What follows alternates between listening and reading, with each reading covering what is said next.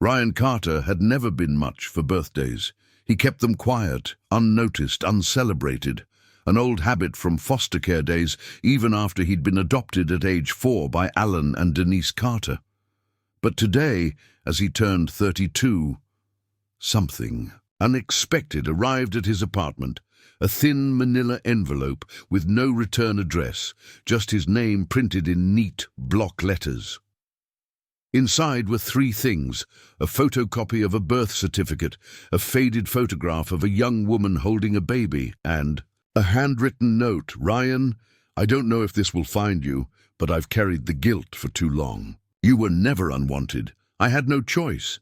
Her name is Catherine Whitaker. She lives in Asheville, North Carolina. I hope one day you'll forgive me." He stared at the letter until the words blurred. He hadn't requested his adoption records.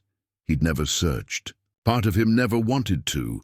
He folded the letter carefully, though his hands shook, and for the first time in his life he asked himself, "Who am I, really?"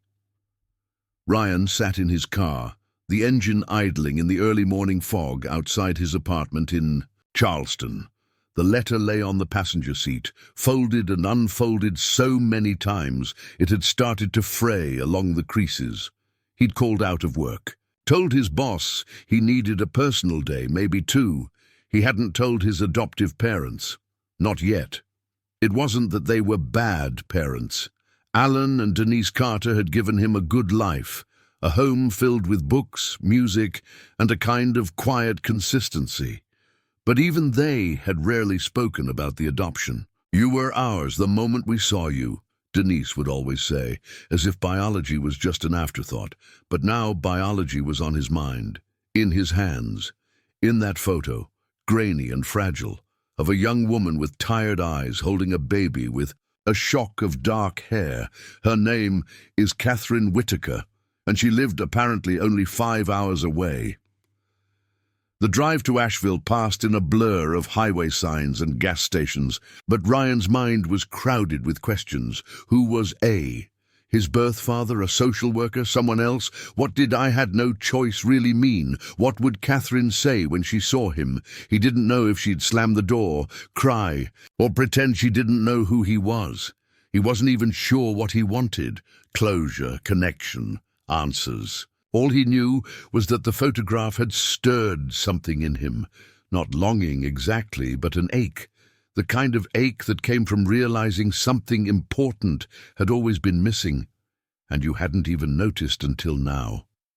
By the time he reached Asheville, the sun had broken through the mist. It was warmer here than he expected, the mountains rising like gentle shoulders around the town. He pulled into the driveway of a small ranch-style home with a blue door and matching shutters. This was it, Catherine's address. He didn't get out right away. Instead, he sat there gripping the steering wheel, watching the house like it might disappear. Finally, he grabbed the envelope and stepped out. A wind chime danced lazily in the breeze as he approached the porch. The screen door creaked when he knocked. He heard footsteps.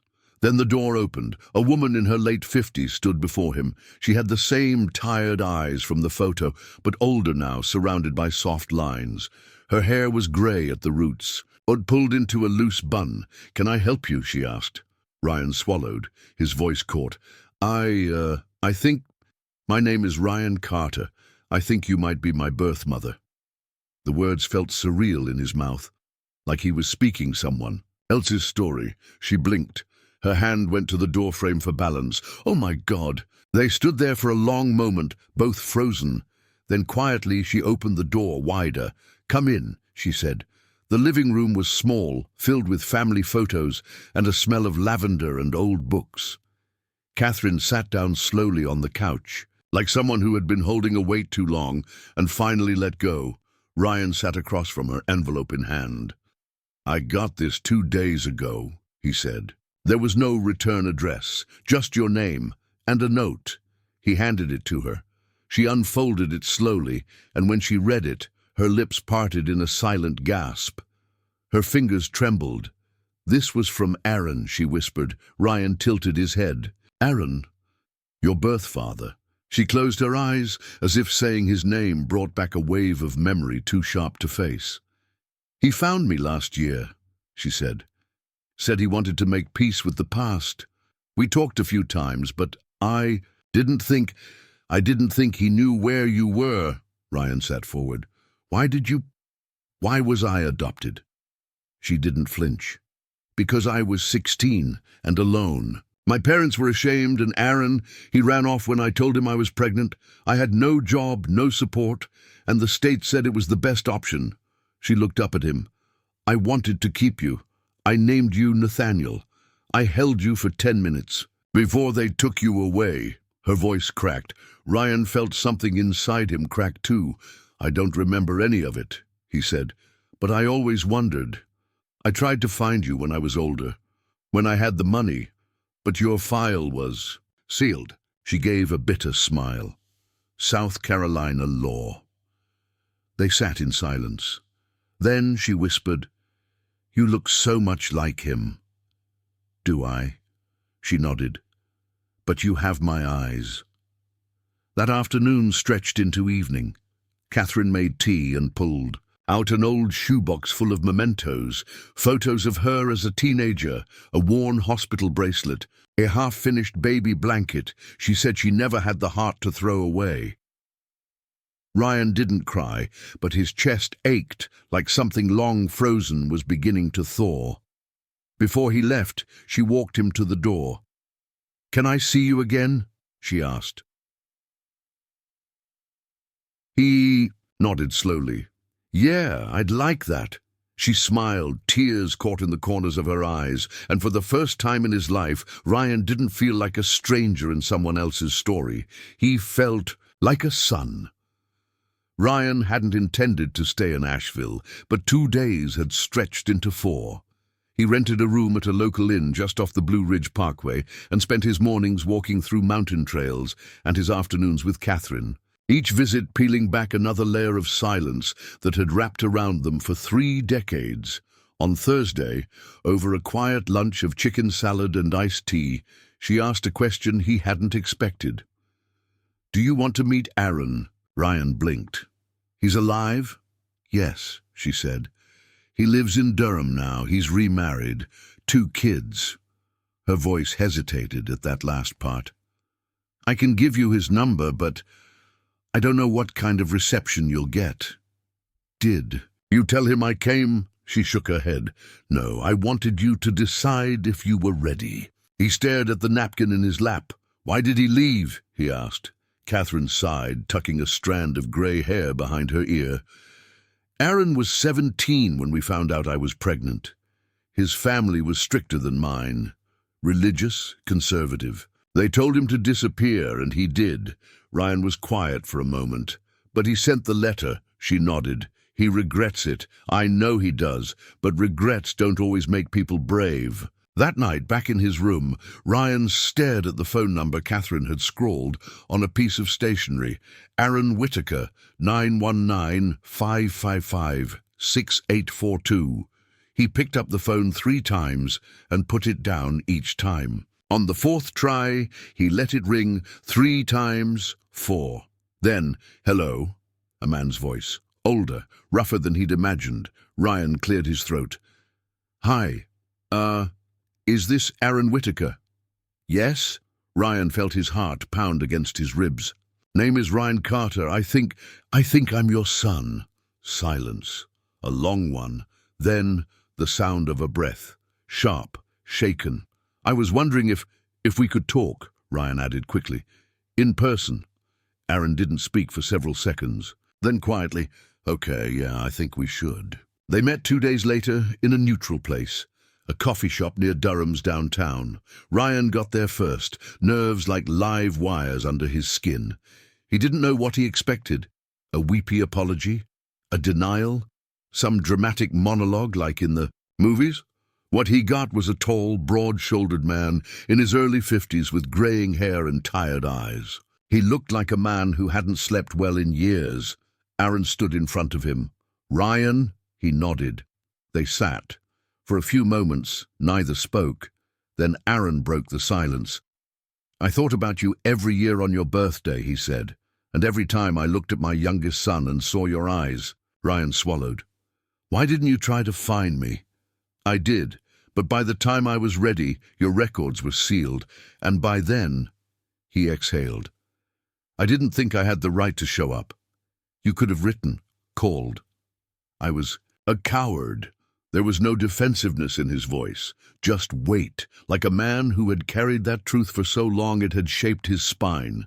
I made choices I'll regret for the rest of my life, Aaron said, but I never forgot you. I never stopped wondering. Ryan looked at him for a long time. He didn't feel anger.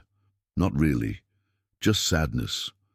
I'm not here to punish you, Ryan said. I just want to know who I came from. I want to know the story, Aaron nodded. Then let's start from the beginning. They talked for hours about high school and young love, the fear that came with an unplanned pregnancy, and the shame that had driven Aaron away.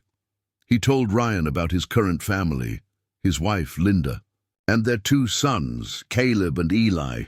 He showed him pictures on his phone and asked if Ryan wanted to meet them someday. Maybe, Ryan said. One step at a time. Aaron nodded. One step at a time. Before they parted, Aaron reached into his jacket and pulled out a small box. I kept this, he said, handing it to Ryan. From the hospital. I told the nurse I wanted something to remember you by. Inside was a baby bracelet, blue beads. With tiny white letters, Nathaniel. Ryan stared at it, emotion rising like a tide he couldn't control. I gave you that name, Aaron said. It means gift from God. Even when I didn't act like it, that's what you were. Ryan closed the box gently. I go by Ryan now, he said, but I think I'd like to keep this. Aaron smiled. It's yours. Later that night, back at the inn, Ryan sat on the balcony overlooking the mountains. He held the bracelet in his hand, letting it catch the last rays of the sun. He thought about the name Nathaniel, the name they'd both chosen, the name that had been buried in old hospital records and shoeboxes and half-finished lullabies, and he thought about the people who had raised him, not the ones who gave him life, but the ones who gave him a home. Blood makes you, but love raises you, Denise used to say. Now he finally understood what she meant. The drive back to Charleston was different this time. There was no weight of mystery pressing down on Ryan's chest, only a restless kind of anticipation, like he'd read the first few chapters of a book he never knew he was a part of, and was still trying to understand how it all fit into the story he thought was his. Back home, he didn't unpack right away. Instead, he placed the baby bracelet on his desk and sat in silence, staring at it as the sun dipped behind the city skyline. He still hadn't told Alan and Denise. But it was time. They met for Sunday dinner, like they always did. Roast chicken, mashed potatoes, warm cornbread, the staples of every Carter family gathering. They chatted about the usual things, Denise's garden club, Alan's bowling league, the local bookstore's closing.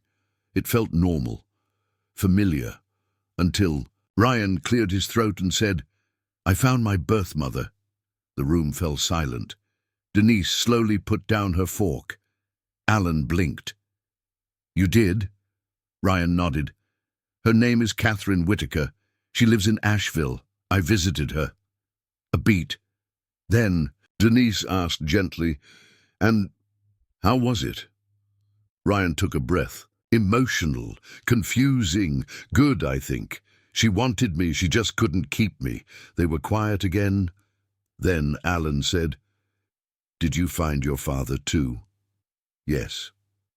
Aaron. He lives in Durham. We talked. Denise folded her hands. Are you angry with us for not helping you find them sooner? No, Ryan said immediately. I never asked. I wasn't ready before. But now I needed to know. Alan reached across the table and placed a hand on his. You've always been our son. That hasn't changed. I know, and I love you for that. But meeting them, it helped me understand where I come from. It doesn't replace what we have. It just adds to it. Tears welled in Denise's eyes. "You've grown into a remarkable man. We're proud of you, and if meeting them gave you peace, then we're grateful for that too." Ryan smiled, the knot in his chest loosening. In the weeks that followed, Ryan kept in touch with Catherine and Aaron. They didn't push. They didn't demand. They simply opened the door and let him come through at his own pace. Catherine sent him old family photos and stories about his grandparents, including a letter his birth grandmother had written to him before she passed away, never knowing where to send it. Aaron, meanwhile, invited him to a weekend barbecue, not as a guest, but as family. Ryan hesitated. What would it be like to meet his half-brothers? To shake hands with a woman who'd raised them while he grew up with a different last name, in a different home, unaware they existed. But he said yes, because something had changed. The barbecue was warm, loud, and full of life. Caleb, 16, was shy but sweet, offering Ryan a soda and a smile. Eli, 10, was bold and curious, asking 100 questions in an hour, mostly about Ryan's job as a graphic designer and what kind of video games he liked. Linda, Aaron's wife, surprised him the most. She didn't seem threatened or uneasy. Instead, she greeted him with a hug and said, "Aaron told me about you from the beginning. I'm glad you're here." For the first time, Ryan saw what might have been, not with jealousy, but with clarity. He hadn't had this life, but he'd had another, and it hadn't been lacking, just different. When the night ended and Aaron walked him to his car, Ryan turned and said, "Thanks for today." Aaron nodded. "I know we missed a lot, but I'd like to be in your life, however much you're comfortable with."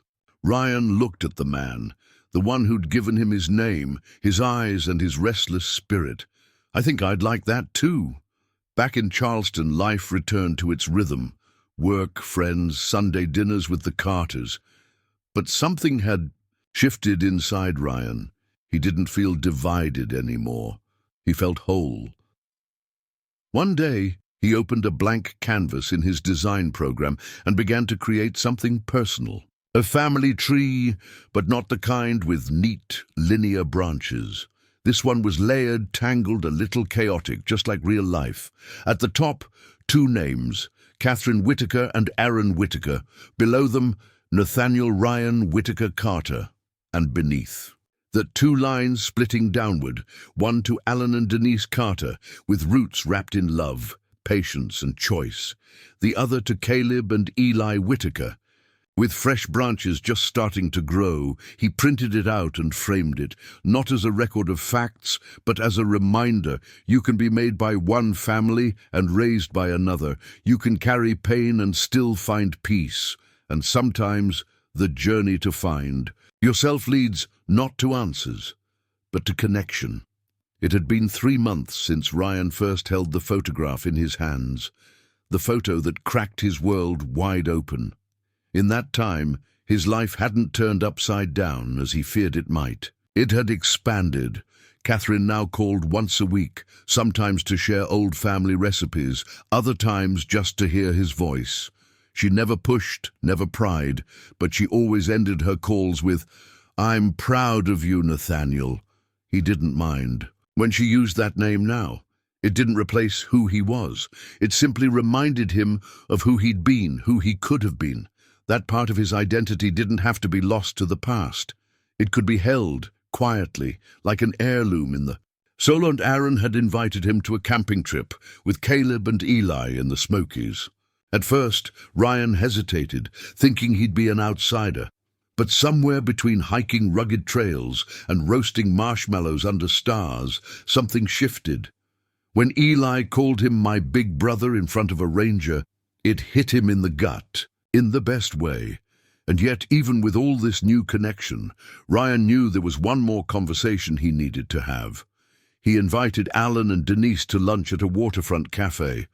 After the meal, they sat watching the waves roll in. "There's something I want to say," Ryan said, voice steady.